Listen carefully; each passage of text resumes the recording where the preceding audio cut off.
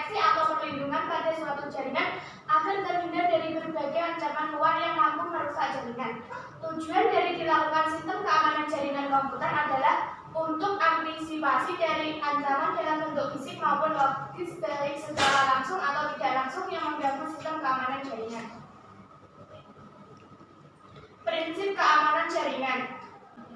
Yang pertama, privasi atau kerahasiaan. Inti utama aspek privasi atau confidentiality adalah usaha untuk menjaga informasi dari orang yang tidak berhak mengakses.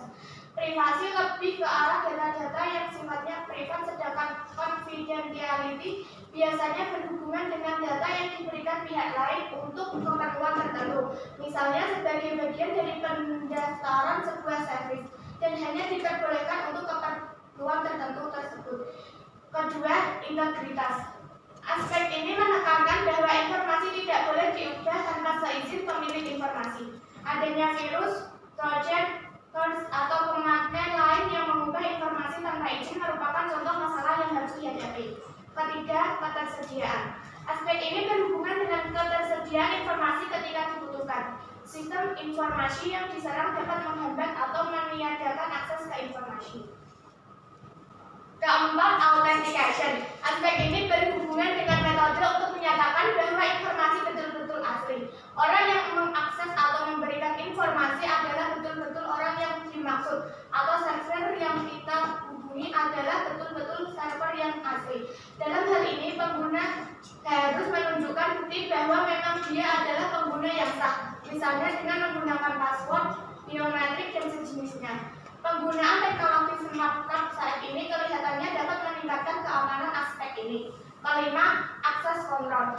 Aspek ini berhubungan dengan cara pengaturan akses kepada informasi. Hal ini biasanya berhubungan dengan masalah authentication dan tujuan privasi dan juga privasi.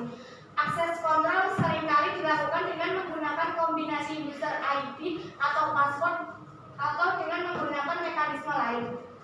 Keenam, non-repudiation. Aspek ini menjaga agar seseorang tidak dapat menyangkal telah melakukan sebuah transaksi. Sebagai contoh, seorang yang mengirimkan email untuk memesan barang tidak dapat menyangkal bahwa dia telah mengirimkan email tersebut. Aspek ini sangat penting dalam hal elektronik commerce. Penggunaan digital signature dan teknologi kriptografi secara umum dapat menjaga aspek ini. Akan tetapi, hal ini masih harus didukung oleh hukum sehingga status dari digital signature ini jelas legal. Selanjutnya, jasa-jasa keamanan jaringan. Yang pertama, availability atau ketersediaan. Data harus bersifat available atau tersedia. Artinya, data dalam sebuah server harus bisa diakses kapanpun dan dimanapun sesuai kebutuhan pengguna. Contohnya, Anda sebagai nasabah Bank X ingin memeriksa saldo melalui layanan M-Banking. Sayangnya, layanan tersebut sudah 3 hari berturut-turut tidak bisa diakses karena ada masalah teknis. Dalam hal ini, prinsip availability diabaikan karena pelanggan tak bisa mengakses data mereka sesuai kebutuhan. Kedua, reliability atau kehandalan. Objek tetap orisinil, tidak diragukan keasliannya, tidak dimodifikasi dalam perjalanannya dari sumber menuju penerimanya.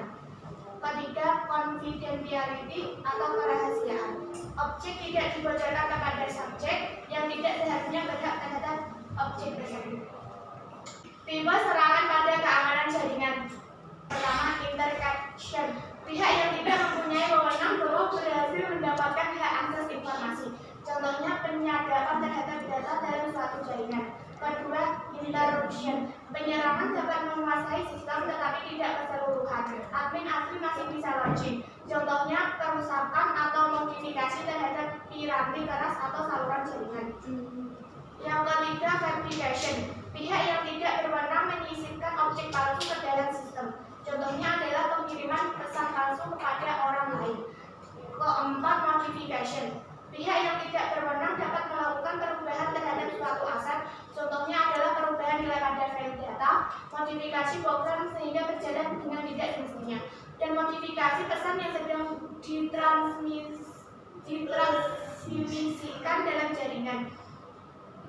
Selanjutnya, jenis gangguan pada keamanan jaringan. 1. Candid. Pencurian data terhadap identitas perbankan seseorang, misalnya pencurian nomor kartu kredit yang digunakan untuk bertransaksi online. Kedua, phishing, pemalsuan terhadap data resmi. Ketiga, device, perubahan terhadap bentuk atau tampilan website. Keempat, hacking, perusakan terhadap infrastruktur jaringan komputer yang sudah ada. Selanjutnya, serangan pada keamanan jaringan. Serangan pada keamanan jaringan dibagi menjadi dua, yaitu serangan pasif. Serangan ini ditandai oleh penyerang yang memantau komunikasi atau sistem ini dapat berupa formulir seperti membaca email, melacak penggunaan internet, atau menggunakan mikrofon dan kamera sistem untuk memata-matai seseorang. Dalam serangan pasif, penyusup atau peretas tidak berusaha mengubah sistem atau mengubah data. Serangan aktif, serangan ini mencoba memodifikasi data, mencoba mendapatkan autentikasi atau mendapatkan autentikasi dengan mengirimkan paket-paket data yang salah ke dalam data sistem atau dengan memodifikasi paket-paket yang melewati data sistem. Selanjutnya, resiko keamanan jaringan. Yang pertama, physical security, keamanan yang bersifat fisik, termasuk akses orang ke gedung, peralatan, dan media yang digunakan. Kedua, personal security, keamanan yang berhubungan dengan orang seperti mengidentifikasi user dan password. Ketiga, communication security, keamanan dari data dan media serta teknik komunikasi. Keempat, operational security, keamanan yang digunakan untuk mengatur dan mengelola sistem keamanan. Selanjutnya, lapisan keamanan. Satu, keamanan fisik. Keamanan fisik ini berarti keamanan yang nampak seperti komputer, laptop, dan sebagainya. Keamanan lokal. Keamanan lokal berarti keamanan yang berkaitan dengan user dan hak-haknya. Keamanan file dan sistem. Keamanan yang berkaitan dengan file data yang ada pada OS Windows ataupun Linux. Keamanan password dan enkripsi. Keamanan yang berkaitan dengan penggunaan password pada sistem atau terhadap file. 5. Keamanan kernel. Keamanan yang berkaitan dengan penggunaan operating system yang terbaru. 6. Keamanan jaringan. Keamanan yang berkaitan dengan penggunaan jaringan saat melakukan suatu aktivitas. Selanjutnya, manfaat keamanan jaringan. Di bawah ini merupakan beberapa manfaat jaringan. Dapat menggunakan sumber daya secara bersama-sama, misalnya seseorang pengguna yang berada di 100 km jauhnya dari suatu data tidak mendapatkan kesulitan dalam menggunakan data tersebut dan seolah-olah data tersebut berada di dekatnya. Hal ini sering diartikan bahwa jaringan komputer mengatasi masalah jarak. Reliabilitas tinggi dengan jaringan komputer, kita akan mendapatkan reliabilitas yang tinggi dengan memiliki sumber-sumber alternatif persediaan. Misalnya, semua file dapat disimpan atau dikopi ke 2, 3, atau lebih komputer yang terkoneksi dengan jaringan. Sehingga, bila satu mesin rusak, maka salinan di mesin lain bisa digunakan.